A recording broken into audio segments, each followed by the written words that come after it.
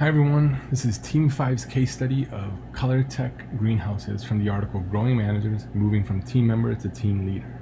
This case study was completed by Gretchen Hansen, Lisa Tomlinson, and myself, Lucas Ferreira.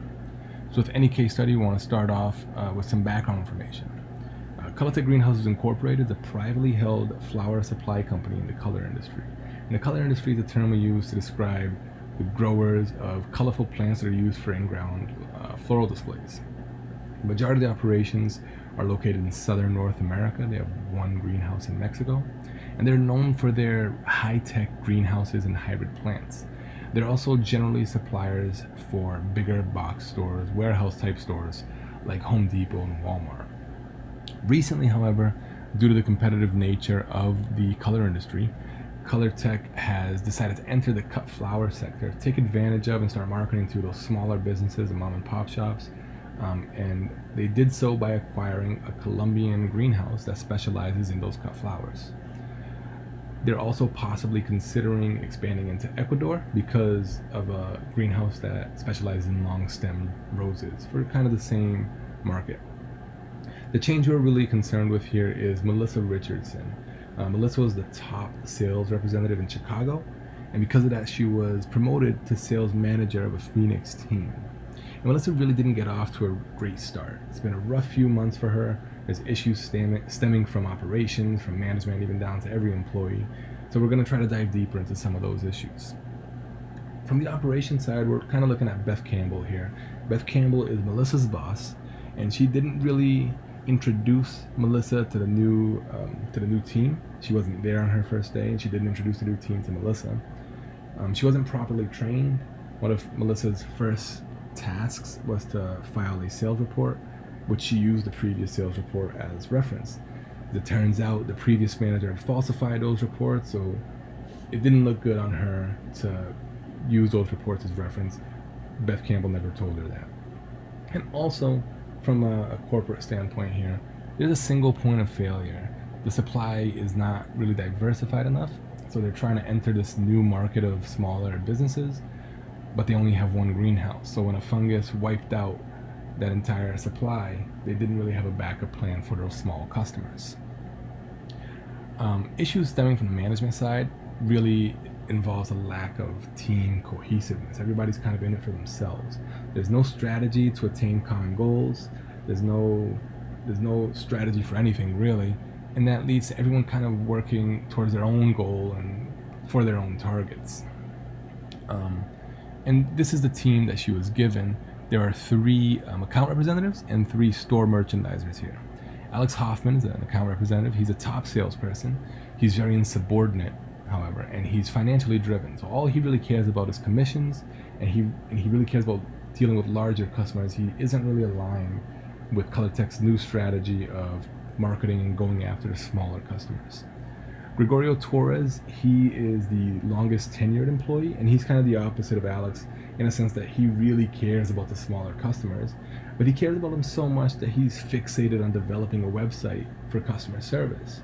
That normally wouldn't be a big deal, but his sales are kind of inconsistent. Sarah Vega is the last account representative. She makes sales sometimes, but she's kind of unreliable and she's really often absent. There could be troubles there with her work-life balance, and human resources got involved recently because they've taken notice of her absenteeism. The last 2 people here are Chelsea Peterson and Nick Ruiz. Chelsea's untrained and unqualified for sales, but she's insisting on trying to get a job in sales that doesn't exist. And so because of that, she's suing and making it a glass ceiling issue. So already it's become a big issue there. Nick Ruiz is kind of an anti-Chelsea. He's knowledgeable, he's enthusiastic. Through questioning a lot of different employees, he has a thorough understanding of greenhouses, and he's very motivated and determined to move into that sales position. So it's all these issues stemming from all different branches of the organization. We want to look at organizational behavior theories to kind of come up with some recommendations here. So these are the theories we're going to be looking at. Dale Carnegie's 5 essential people skills kind of stems from his How to Win Friends and Influence People. The team building process, the Monroe Doctrine, goal setting, and Herzberg's 2-factor theory, as well as the different management styles from Daniel Goleman. So we're kind of going to split up our recommendations and solutions into short, medium, and long-term solutions, as well as into operations management and employees. So we're looking at short-term solutions for operations here. And we want Melissa to really practice assertive communication. We need her to state the issues and how they impact the bottom line of the branch and the company to her superiors, to Beth Campbell. She also needs to state what is needed for her to be successful as manager and what she expects from Campbell, and provide a timeline. Use that kind of deadline as a motivator there. We also need to implement quality control standards. Maybe select a sales rep and a store merchandiser and make them work together as a team, and develop long-term goals and benchmarks for that quality control kind of aspect there. On the management side, we're really looking to use a team building process to begin to build a more effective team. So we want Melissa to be a positive role model and establish kind of quick weekly huddles so she can start to build these relationships between her and her staff.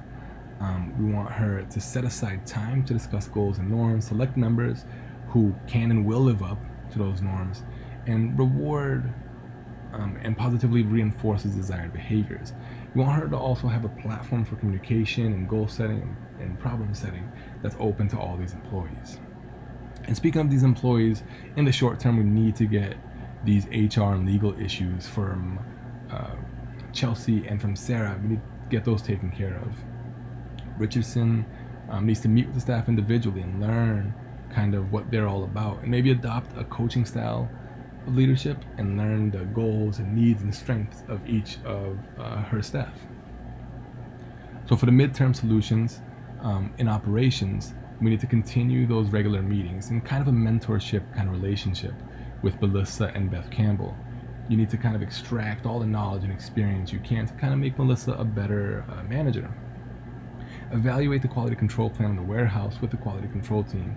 Also needs to be a midterm solution there. From the management side, we're looking to apply the Monroe Doctrine to the weekly huddles.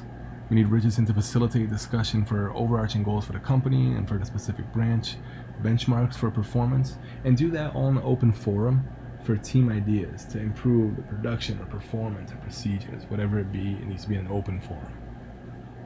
From an employee point of view, we're looking at goal setting theory.